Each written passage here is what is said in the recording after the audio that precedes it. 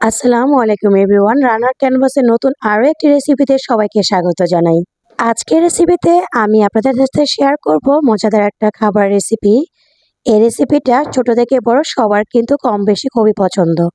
আজকের ভিডিওর কোনো অংশ যদি আপনাদের কাছে ভালো লেগে যায় তাহলে ভিডিওতে লাইক দিয়ে দেখার অনুরোধ জানাচ্ছি, আর চ্যানেলটি সাবস্ক্রাইব করে আমার পাশে থাকার অনুরোধ জানাচ্ছি। প্রথমে এখানে আমি নিয়েছি 250 গ্রাম বাদাম, আর বাদামগুলো আমি শুকনো খোলা টেলে নিয়েছি। এরপর এখানে নিয়েছি আমি 50 গ্রাম মতো সাদা তিল, আর সাদা তিলটা কিন্তু একদম লো আছে, আমি এটা ভেজে নিয়েছি। এখন আমি চুলা থেকে নামিয়ে অন্য একটা পাত্রে ঢেলে রেখে দিয়েছি।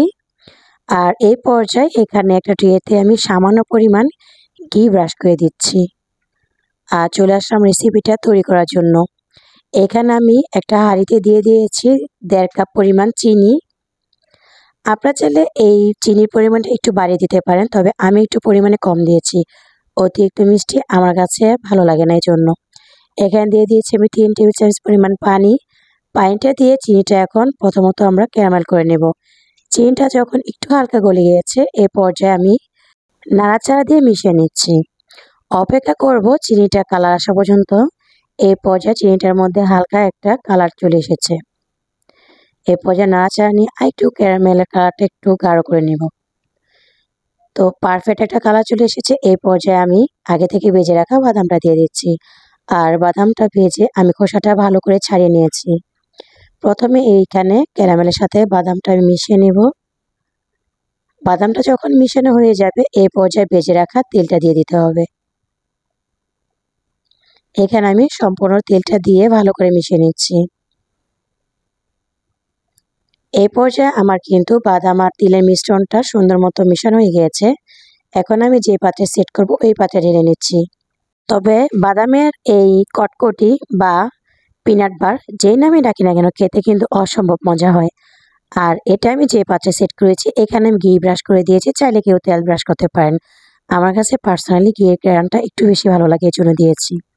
তো এখন আমি এটাকে ভালো করে সেট করে নিয়েছি। স্টিলের একটা চামচ নিয়েছি, আর চামচের সাহায্যে এটা আমি সমান করে বিছিয়ে নিয়েছি। আপনারা চাইলে এখানে বেলুনটা, রুটি বানানোর যে বেলুনটা থাকে সেটা ইউজ করতে পারেন।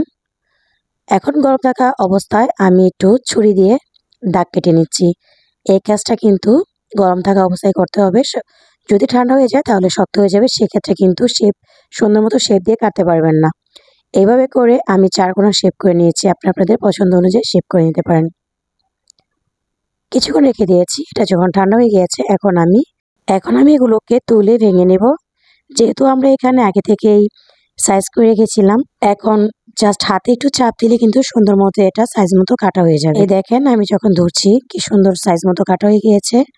তবে আপনার যদি অনেক সময় হয় না যে পরে কাটবো, ওরকম ভাবে যদি করেন তাহলে কিন্তু এরকম শেপ মতো কাটতে পারবেন না। এইভাবে করে আমি সবগুলো সুন্দর মতো সাইজ করে কেটে নিয়েছি। আর এই বাদামের কটকটিগুলো কিন্তু খেতে অসম্ভব মজা লাগে। চাইলে আপনারা এখানে শুধু বাদাম দিয়ে করতে পারেন, তবে আমি একটু তিল মিক্স করে করেছি।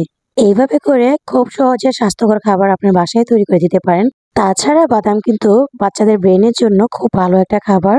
অনেক বাচ্চারা কিন্তু বাদাম খেতে পছন্দ করে না, তাদেরকে এইভাবে কিন্তু প্রসেসিং করে খাওয়াতে পারেন।